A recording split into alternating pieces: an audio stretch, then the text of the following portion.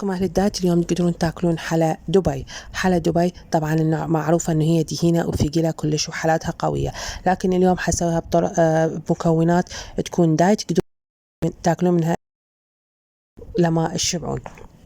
طبعا وحاشيكم ايضا بهذا الفيديو عن 3 طرق لتذوب الشوكولا وللمبتدئين، وراح احكي لكم ايضا شنو هي الاخطاء اللي ممكن توقعون بها لما تسوون حلا دبي. هنا اول شيء راح احكي لكم على الشوكولا الذوب، شلون تذوبوها. الشوكولا الطريقه الاولى تذوب الشوكولا، اذا ما عندكم مايكروويف او فرن ممكن تجيبون جدريه بها ماء حار تفورها وتحطون عليها جدريه حجم اصغر وتحطون بها الشوكولا اللي تريدون تذوبوها وتتركوها 5 دقائق الشوكولا. بعدها تجون شويه تقلبوها تقليبه بسيطه وترجعون تتركوها 5 دقائق تجون عليها تلقون الشوكولا ذايبه. هاي هي مثل ما تشوفوا هاي الطريقه الاولى لتذوب الشوكولا. الطريقه الثانيه انه تجيبون اكياس الشوكولا هي بكيسها وتحطوها بماء فاير على النار وتتركوها دقيقه تشيلوها تلقوها ذايبه الشوكولا. طبعا هاي اسهل طريقه.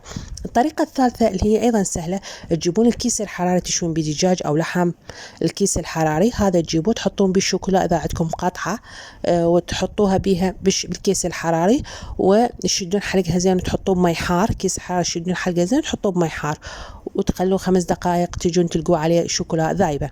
هاي عده طرق لتذويب الشوكولا.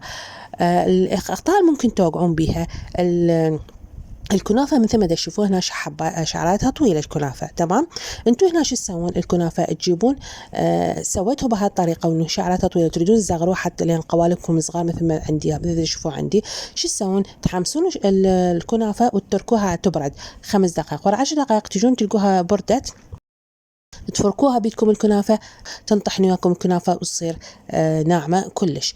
هاي طبعا خطأ ممكن توقعون به. تمام، راح تشوفون سفد شويه شلون انا طحنتها، شلون صارت ناعمه لان انا طحنتها بيدي بعد ما بردت.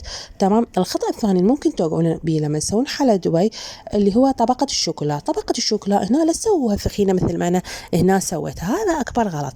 لازم تسوون طبقه الشوكولا خفيفه، طبقه خفيفه كلش، لان لو تجون تجمعون الطبقه الاولى والطبقه الاخيره لحد تخلوها بحلا دبي طبقتين الشوكولا راح تضيفوها لازم تكون مساوية لطبقة حشوة الحلا، يعني هي حشوة الكنافة لازم تكون طبقتين الشوكولا هي مساوية لطبقة الحشوة.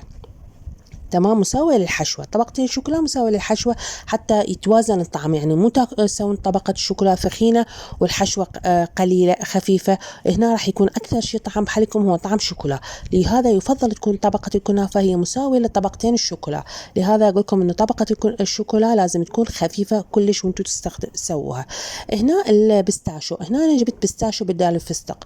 البستاشو هنا ما حبيته بصراحة، ما بي أي طعم فستق، مجرد شكل فقط ودهن كلش، وهذا يأثر على الصحة. هذا لو ما أفضل إنه أنتم تجيبون فستق وتطحن تحمسوه شوية بالطاوة بدون دهن طبعا تحمسوه، بعدها تجيبون باردوه تطحنوه بالطاحونة طحنة زين على الأقل 10 دقائق على الطاحونة أو 5 دقائق بالطاحونة يطلع الدهن مالته.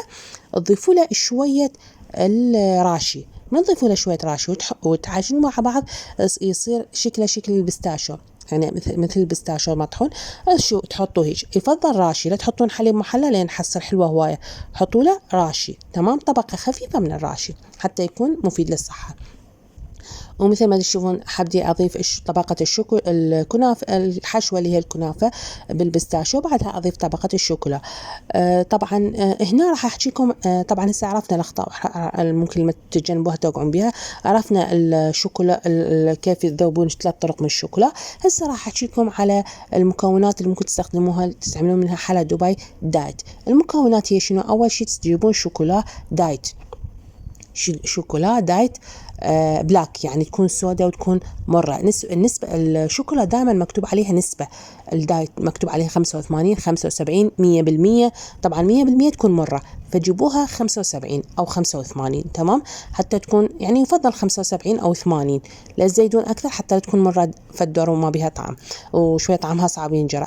فجيبوها 85 مكتوب عليها الشوكولا أو 80 يفضل يعني.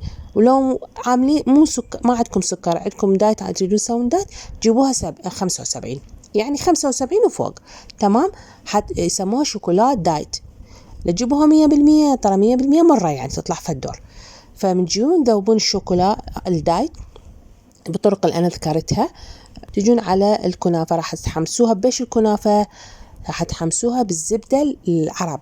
إحنا بالعرب يعني يجيبون زبدة عرب جاهزة كاملة، يعني زبدة عرب فريش، تحطون نسبة بسيطة من الزبدة وتحمسون بها الكنافة.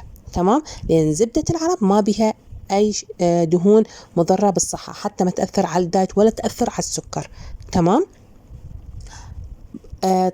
هسه طبقة الشوكولا قلناها، الشوكولا تكون دايت، نسبتها من 75 فوق. الكنافة شعرية الكنافة تحمسوها بالزبدة البلدي، والفستق الحلبي اللي راح تستخدموه استخدموا فستق الحلبي، فستق اللون الأخضر. تمام، هذا الفستق تستخدموه بدال البستاشو، تجيبوه وتطحنوه طحنة قوية وتطلعون من عند الدهن وتضيفوا له شوية راشي. تمام، شوية راشي على مود شوية تتلامس الفستق يعني ويا الراشي. من تجون تستخدموا ويا الكنافة تضيفوا لي كنافة، راح تتجانس الكنافة مع بعض. تمام، وتصير على شكل يعني طبقة نوع من العجين يعني. تمام، مثل ما شفتوها بالفيديو. هذه الطريقة راح تسوون بها الحالة دبي دايت. تمام، شوكولا دايت، كنافة تحمسوها بزبدة بلدي. بدال البستاشو استخدموا الفستق مطحون، طحنوه طحنة قوية وضيفوا له شوية راشي وتاكلوها بألف عافية. شوكولا حلا دبي بطريقة أصلية وبطريقة قليلة الدهن وأيضا قليلة الحلا. وبهالطريقة تقدرون كل تقدرون تاكلون من عندها وتاكلوها بألف عافية. لا تنسون الاشتراك بالقناة وتفعيل زر الجرس ليصلكم كل جديد. شكرا لكم وإلى اللقاء، وانتظروني فيديوهات جديدة راح أسويها إن شاء الله في المستقبل. شكرا لكم وإلى اللقاء.